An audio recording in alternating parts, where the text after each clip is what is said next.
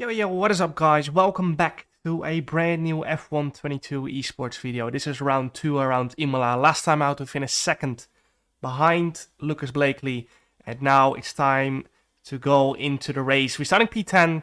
I did not have qualifying recorded. We're starting behind Freddy Rasmussen and Danny Moreno. It's Thomas Ronhaar and Paul. It's gonna be 5 red lights, and away we go for round 2 of the 2022 Esports series. And it's not a great start of the line with quite a bit of wheel spin. However, we managed to keep the position, and we're going to go around the outside of Freddy Rasmussen. Usually it bunches up here at the start, and you can see that has just happened as one of the Williams and McLaren cars has gone off in that corner. Barry Borman dropped to P10 and into this next left hand, and we get tapped from behind. We have to do it 360 and continue, but we're basically gonna drop to almost last position. We're down to P17 for a brief moment, up to P16 again, and we've gone from P9, P8 to P16, P17 in the space of a few seconds, and this is very, very painful, as many of you guys know, 8 positions in F1 Esports is basically unrecoverable. As I said in round 1, if you start in the top 5, you can fight for the win. However, any further back, it's going to be really, really tough already. And it's already tough enough from P8, P9, P10 on the grid, let alone P16. And now we're going to have to drive an absolute mad race to even get back into the points. Because from here on, we have to gain 6 positions as Marcel Kiefer is leading the way here in the first lap ahead of Lucas Blakely in P2. And yeah, we can't afford dropping out of the points here. So very painful so far. But we have to get on with it. Lap 5 here. Excuse me, there's no sound. There's nothing I can do about that because that's just how it was recorded. And as you can see there, Daniel Haddad gets a big snap of oversteer, and I smelled the opportunity straight away. Decided to go for it, and I felt like it's a bit tricky to go side by side into that fast chicane. So we backed out of it, and the same for this left-hander. We were not far enough alongside to make a move. In the case he would turn in, then it would be our fault. And we have to back out once again, and P16 it is. And as I said, sorry there's no sound. There is going to be sound for future episodes, same for qualifying. There will be qualifyings later on, as Daniel Haddad, again, a big tank slapper. He is struggling a little bit at this point in the race, which is great for us. We're going to try and make a move soon. But yeah, future episodes will have qualifying. Silverstone has qualifying, but I think the sound is messed up there as well. And then after that, I think it starts getting better with the sound. So that's great. As Daniel Haddad goes for a move on Simon Weigang, gets squeezed off a little bit. I decide to once again go for the move, but just not enough momentum to stick it down the inside. So I decided to turn off the overtake button. For the people who don't know, the overtake button is basically a button you press, and then you have more power available through the battery that recharges itself. You can see in the middle bottom left the yellow thing that says 70%, and that way you get extra 160 horsepower in full overtake mode, basically. On to lap 8. Brendan Lee has front wing damage from the tap in the opening lap. He gave us the little love tap that spun us around. It's very unfortunate, but it just happens. It wasn't anything intentional. He just misjudged, I think, how fast everyone was going into the chicane there. But yeah, he's going to suffer the rest of the race. Luckily, we have no damage, so we're going to go for the move here. Around the outside, up to P14 we go. And that's great news for us. And yeah, we just have to close that gap to Alvaro Carreton ahead. He is 1.3 seconds ahead of Daniel Haddad. And Alvaro Carreton usually very fast in the race, so that's not going to be easy to catch up to. We're just going to stick behind Daniel Haddad now, because there's no point in fighting each other while he's trying to catch Alvaro. In case he is not be able to catch, then we will swap around, and then it's my turn to try. And as you can see, the gap from Daniel Haddad to Overclockers is now 1.7 seconds. So I decided to go for it now. And you can see Daniel Haddad is thinking the same as us. There's no point fighting this. We have to work together to get to the front at this point in the race. And that's what we're going to try and do. Gap was 1.7 seconds. With the help of the overtake button on that straight and the DRS, we managed to close 3/10 already.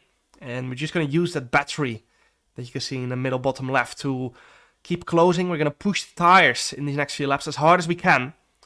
So we can close in as much as we can. And I hope I can get DRS already on the very next lap.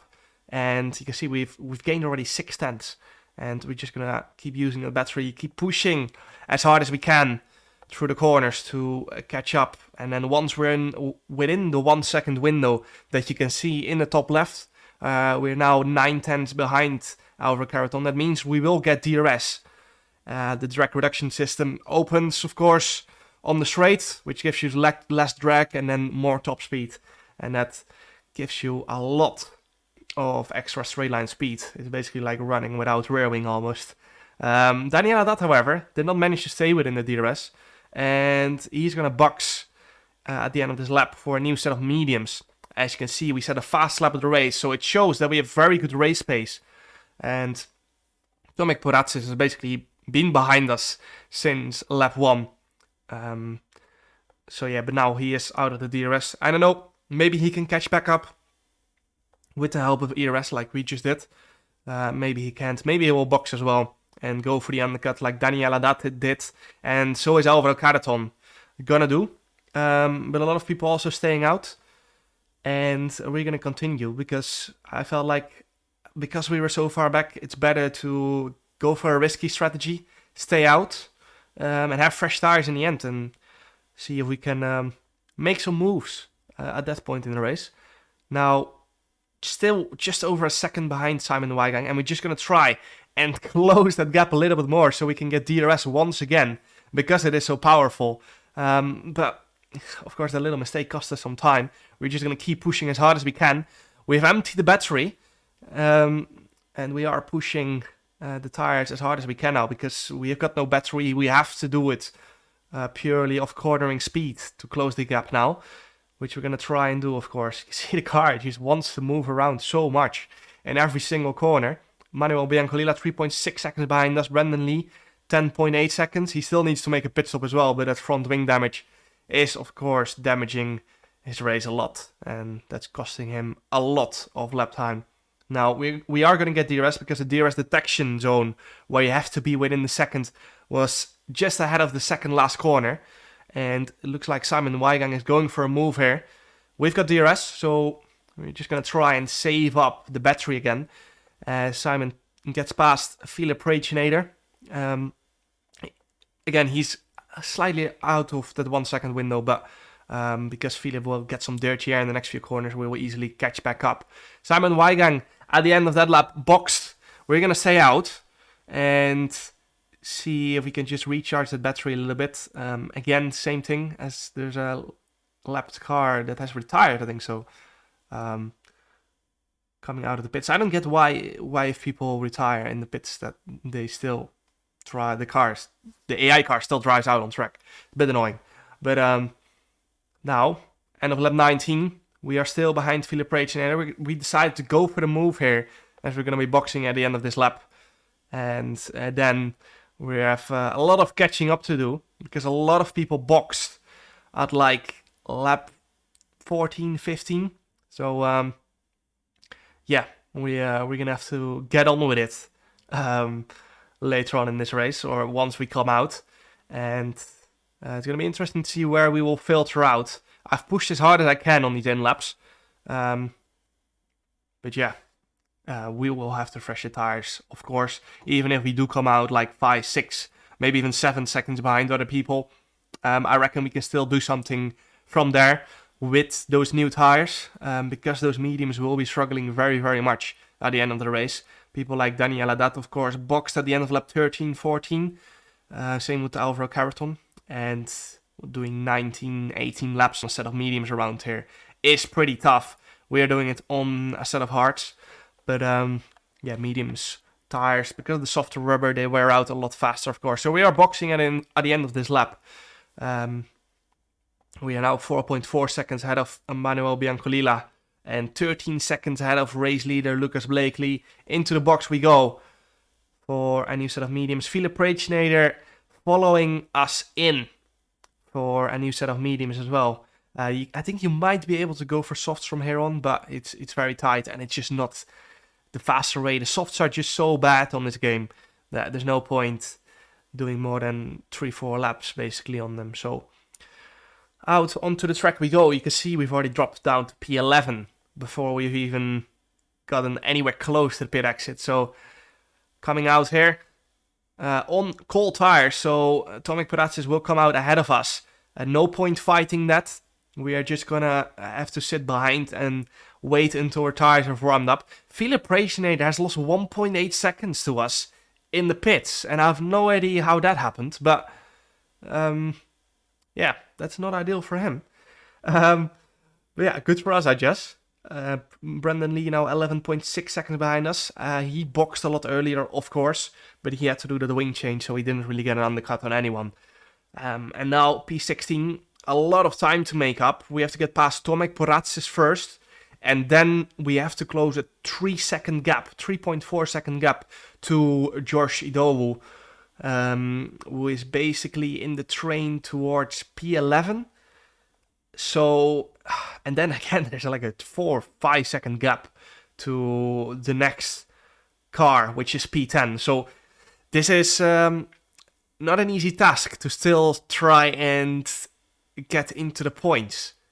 And as you can see on the title, we have finished in the points for the past 25 races in F1 Esports. Last time was F1 Esports Brazil in 2019. We didn't finish in the points, and this is a record, but we it looks like we're on quite a tough task to remain that record or to keep it going, because yeah, we have been taken out in the opening lap, and yeah, I always try to do as much as I can to avoid the opening lap incidents, but in this scenario, there's just nothing I could do. I got tapped on the rear. And now we're going to go for the move on Tomek Peratsis up to P14. Nicolas Longuet, who was in P10, spun out. So now once we've catched up to Josh Idowu, we will be fighting for the points. But that's easier said than done, because once we arrive there, we still need to get past like 4 cars. So easier said than done. Now, in these next few laps, we're going to be pushing as hard as we can, once again with a battery, to get into that DRS as fast as possible. So we are going to be fighting for the points. DRS very powerful, of course, on this game, as you just recharge that battery as well, of course.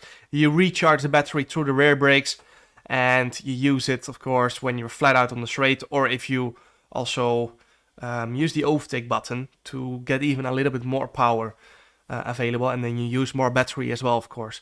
So if you get less drag, you arrive at the corner faster with a higher speed, which then causes to recharge the battery even faster, as we have managed to get out of the DRS from Tomas Peratsis. And I'm not sure if we're going to get DRS here. We were very, very close on the detection point, but unfortunately, we just missed out by a few thousandths of a second. We set the fastest lap of the race, which would be an extra point if we get in the top 10, but not if we finish outside of the top 10. So we need to try and get within the top 10 in the first place. Now, Daniel Haddad has been overtaken by George Idowu, who is, of course, both of them are on pretty old tires, especially Daniel Haddad, who boxed at the end of lap 13. We boxed at the end of lap 20, if I remember correctly, or lap 19, I'm not sure. But now on to lap 26, we've managed to recharge the battery, and we're going to go for the move here on lap 26 to try and hunt down P10. You can see there, Alvaro Carton P10, Simon de Weigang in P9, and we have to get past Josh Idowu as fast as possible so we can hunt down the top 10. There's a Ferrari in P8 as well somewhere there, but he's probably too far ahead to for us to catch. I reckon Alvaro Carton is very much doable here. in these last 5 laps. There's 5 laps remaining. We have to gain 3 seconds, which is not going to be easy. We're going to have to drive the last 5 laps of our life to get into the points. We still have the fast lap of the race, but I'm sure someone will box in the final few laps to take that one away. And what we need now is some very, very fast lap times. Giorgio 6 tenths behind us. I don't think we have to worry too much about him anymore because he's on quite old tires. And yeah, I'm just going to have to do everything possible to catch Alvaro Carreton here. He's, as I said, a very, very fast driver in the race. He's quite similar to us. Not great in qualifying, but yeah, very fast in the race. So we can shake hands, but that makes it only tougher for us. We've managed to break the DRS to Giorgio, and now we're only 2.1 seconds behind Alvaro Carreton, which means we've gained almost 1 second in this past lap, with the help of the battery, of course. But we're running out of battery sooner or later as well. So 1:16.1, and we gained 1.1 seconds to Alvaro Carreton on that last lap. We need to gain a little bit more, ideally, to get DRS on the next lap already, which is easier said than done, because Alvaro Carreton does not want us to get DRS probably, and he's going to be using that battery to make sure we stay out of that DRS. Now, 1.8 seconds is the gap, and we are not gaining as fast anymore. Of course, our tires are degrading as well, but I hope we've got a little bit more ERS in the tank, which I very much doubt, because I think Alvaro has been in the DRS from Simon Weigang for the past 10 laps, more or less. As you can see, Simon is lagging a lot right there, which is a bit tricky, but as you can see, into the chicane, we're 1.4 seconds behind. So unless Alvaro makes a mistake here in the chicane, we're not going to get DRS. But Simon, I think, just lagged back, so that's costing them a little bit of lap time. As you can see, Simon just lagged 8 tenths forward. And now, on the DRS detection, 1.1 seconds we are behind. And that's very much not ideal, because now we're not going to get DRS on this main straight. And now we just need to hope that we can get it somewhere in the next few laps, because we need it as soon as possible to still have a chance to get points here. Even though Simon has that 5-second penalty that will most likely be removed. I think he got it in the opening lap for avoiding an incident. So that's not a fair penalty, and he will get that removed most likely. Now, 3 laps to go. You can see Simon is lagging so bad. As he keeps jumping like 8 tenths up and forward, or up and back. And that is probably costing Alvaro Carreton a little bit of lap time. And that's good for us. That's helping us closing in to Alvaro Carreton. It's just not very ideal for Alvaro, of course, because he's getting dirtier in some corners. And then Simon just jumps forward like a few tenths. So that's making Alvaro's life very, very tough. Now, big snap of oversteer on the exit. And that might have cost us DRS here and the chance for points. And you can see Alvaro just had a tiny bit more battery as well to pull out once again of that DRS. And that might have cost us the chance of points. We are within a second now again, but we're not going to get DRS. So that's just very, very painful. Some DRS on the straight would have been very, very nice.